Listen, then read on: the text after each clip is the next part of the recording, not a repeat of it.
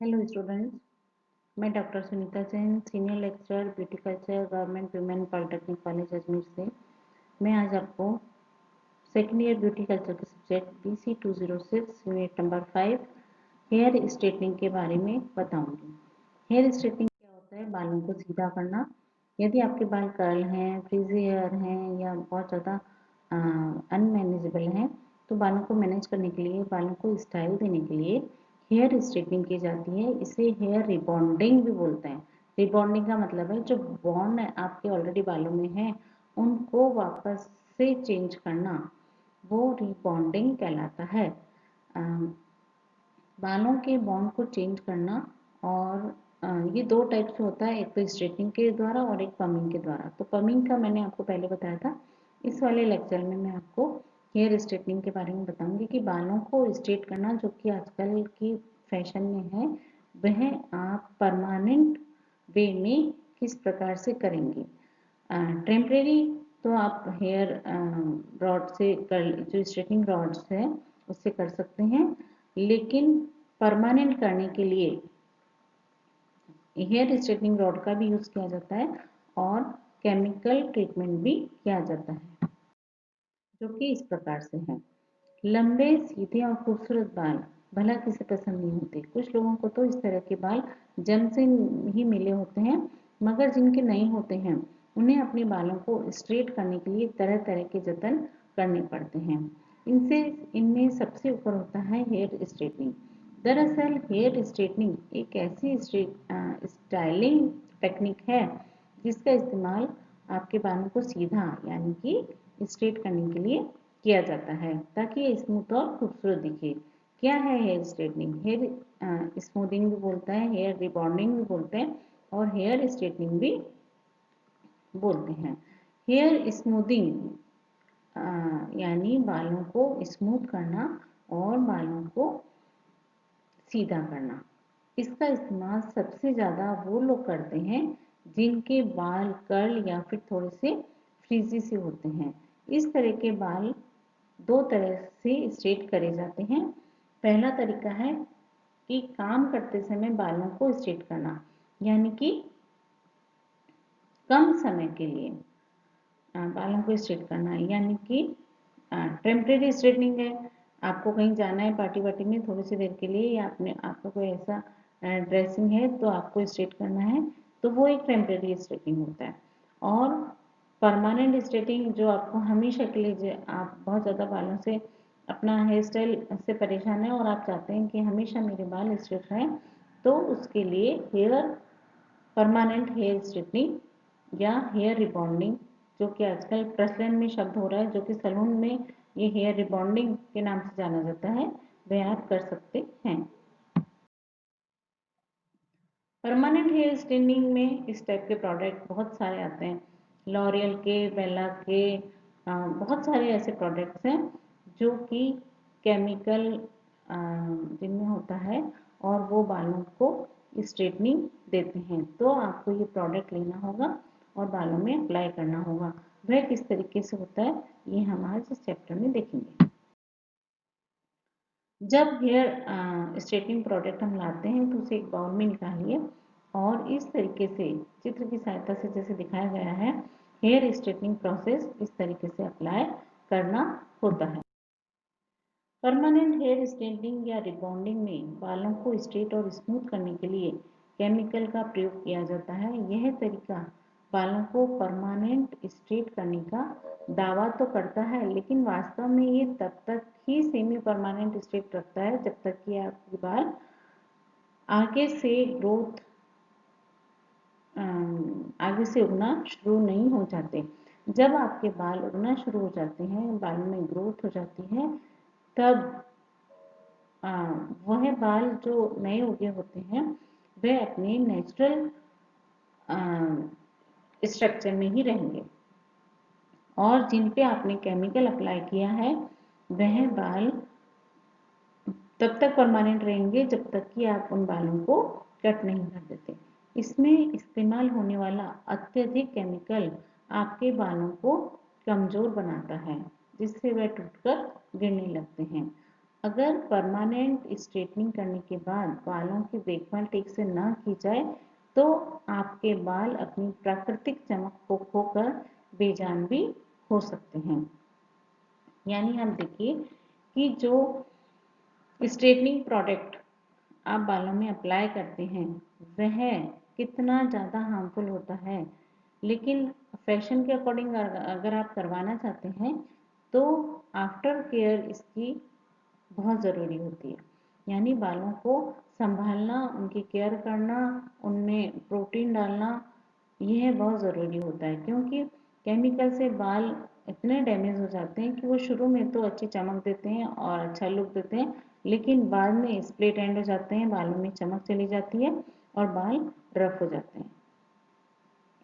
Permanent hair straightening process किस तरीके से है ये देखिए। सबसे पहले स्टाइलिस्ट बालों को बनावट और वॉल्यूम के आधार पर वर्गों में विभाजित करता है।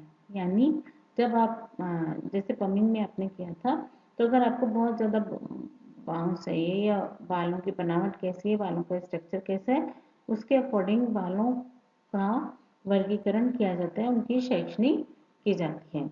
इसके बाद बालों को माइल्ड शैम्पू से धोया जाता है, कंडीशनर नहीं लगाया जाता। किसी भी केमिकल ट्रीटमेंट के पहले बालों को सिर्फ शैम्पू से ही धोना चाहिए, कंडीशनर बिल्कुल भी अप्लाई नहीं करना चाहिए क्योंकि जैसा हमने नाम से पता पड़ रहा है कि ये हेयर रिबॉन्डिंग है, यानी बालों के जो बॉन्ड्स हैं वो तोड़ा जाता है, तो कंडीशनर लगाएंगे तो वो प्रॉपरली बॉन्ड उसके नहीं टूट पाएंगे। फिर इसे प्राकृतिक रूप से सूखने के लिए छोड़ दिया जाता है या ब्लो ड्राई किया जाता है।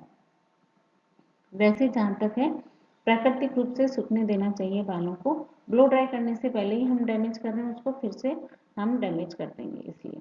इसके बाद बालों को पतले प्लास्टिक बोर्ड की मदद से सीधा रखा जाता है। एक बालों के नीचे एक प्लास्टिक का स्ट्रेट बोर्ड लगाया जाता है जिससे कि बाल सीधे रहें। इस समय हेयर बॉन्डिंग किट में शामिल एक रिलैक्सेंट लगाया जाता है। स्टाइलिस्ट रिलैक्सेंट लगाते समय ध्यान रखता है कि वह बालों के हर स्ट्रैंड पर कोट लगाए। फिर बालों की बनावट के आधार पर रिलैक्सेंट को 30 से 45 मिनट के लिए छोड़ दिया जाता है। यानी जो हम केमिकल यूज कर रहे हैं वह बालों के हर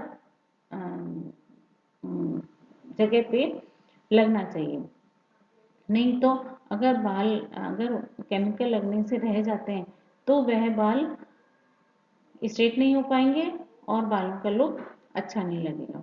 इसलिए हमेशा ये श्योर हो जाए किसी भी चीज़ के लिए कि बालों के हर हिस्से पर हमने केमिकल अप्लाई कर दिया है। तो अच्छे से केमिकल लगाने के लिए बालों की एक एक पतली पतली लेयर लीजिए और हाथ से बालों को स्ट्रेट कीजिए, कोम से एकदम टाइट स्ट्रेट करके, और फिर कोटिंग करनी चाहिए किसकी, रसायन की या केमिकल की। तो ये हर स्ट्रैंड पे अच्छा कोट, अच्छे तरीके से कोट लगना चाहिए, नहीं तो बाल अच्छे स्ट्रेट नहीं हो पाएंगे। फिर बनावट के आधार पर रिलैक्सेंट को 30 से 45 मिनट के लिए छोड़ दिया जाता है। बनावट के आधार पर मान लो किसी के पतले बाल हैं तो कम टाइम लगेगा, 30 मिनट में भी हो जाएगा, और अगर मोटा बाल है तो उसको ज़्यादा टाइम, या फिर बहुत कर्ली हेयर से बहुत ज़्यादा कर्ली हेयर है तो 45 से भी ज़्यादा टाइम लग सकता है। तो यह चेक किया जाता है कि आपका बाल का टेक्सचर कैसा है और आपको केमिकल लगाने के बाद कितनी देर तक केमिकल बालों में छोड़ना होगा। फिर 15 से 20 मिनट बाद एक बाल को खींचकर देखा जाता है कि बालों को खींचकर देखने से पता चलता है कि बाल कितने ज़्यादा खिंच रहे हैं। यदि बाल स्प्रिंग की तरह घूम जाता है तो समझ लिया जाता है कि सल्फर बॉन्ड टूट चुके हैं, और अगर ऐसा नहीं होता है तो 5 से 10 मिनट और रुक सकते हैं। यानी जब हम बालों को खींच के देख रहे हैं तब बाल एकदम से घूम जाना चाहिए, और अगर नहीं घूमता है तो हमको थोड़ी देर केमिकल को बालों में और छोड़ना होगा। इसके बाद बालों को उसकी स्थिति, मात्रा बनावट आदि के आधार पर 10 से 40 मिनट के लिए स्टीम किया जाता है, जिससे कि केमिकल अच्छे से बालों में चला जाए। अब बारी आती है धोने की। सारा प्रोसीजर जब कंप्लीट हो जाता है तो बालों में से केमिकल लोशन को निकाला जाता है। बाल धुल जाने के बाद बालों को केराटिन लोशन लगाया जाता है। जब हम बाल धो रहे हैं तो ये श्योर हो जाना चाहिए कि केमिकल बालों में से अच्छे तरीके से निकल गया है। अगर केमिकल बालों में रह जाता है तो वह बालों को बहुत ज़्यादा क्षतिग्रस्त कर देगा। इसलिए खूब ढेर सारे पानी से बालों को अच्छे से धोना चाहिए। एकदम श्योर हो जाना चाहिए कि केमिकल बालों में बिल्कुल भी नहीं बचा है। फिर बालों में केराटिन लोशन लगाया जाता है। फिर 180 डिग्री सेल्सियस पर फ्लैट आयरन जो स्ट्रेटिंग आयरन होती है उसकी मदद से बालों को सीधा किया जाता है। ऐसा करने के लिए एक सिरेमिक प्लेट आयरन का उपयोग किया जाता है। जो स्ट्रेटनिंग आयरन नॉर्मली बाजार में मिलती है उस आयरन से बालों को सूखे बालों पर हेयर स्ट्रेटनिंग करी जाती है। बाल इस समय गीले बिल्कुल भी नहीं होने चाहिए क्योंकि हम केमिकल इक्विपमेंट का प्रयोग कर रहे हैं। इसलिए आप ये श्योर हो जाएं कि बाल धुलने के बाद अच्छी तरीके से सूख जाएं। बॉन्ड को सुरक्षित रखने के लिए बालों पर न्यूट्रलाइजर लगाया जाता है।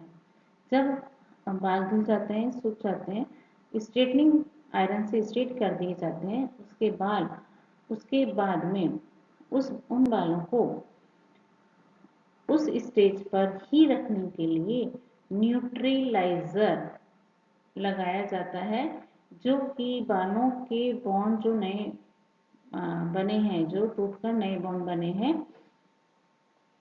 वह सुरक्षित हो जाएं और 30 मिनट के लिए इसे छोड़ दिया जाता है। इस दौरान बिल्कुल भी हिलने की हिदायत नहीं दी जाती क्योंकि बाल अगर हिलेंगे तो अपनी उस पोजीशन को खो देते हैं।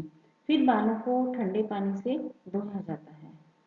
अच्छे से न्यूट्रलाइजर भी निकाला जाता है। जैसे कि हेयर केमिकल निकाले गए थे वैसे ही न्यूट्रलाइजर को भी निकाला जाता है। अब बालों को ब्लो ड्राई करके उन पर सीरम लगाया जाता है। सीरम लगाना बहुत ज़रूरी है क्योंकि बालों के जो एंड्स हैं वो कमज़ोर हो जाते हैं, बाल स्प्लिट एंड्स भी हो सकते हैं और बालों को एक बार फिर से सीधा किया जाता है। जब सीरम लगा दिया जाता है उसके बाद में बालों को फिर से स्ट्रेटिंग आयरन से बालों को सीधा किया जाता है। तो इस प्रोसीजर में बहुत टाइम लग जाता है और यह प्रोसीजर बालों को एकदम से सिल्की, स्मूथ और स्ट्रेट बना देता है। इस प्रकार से हम बालों को स्ट्रेट कर सकते हैं। Thank you.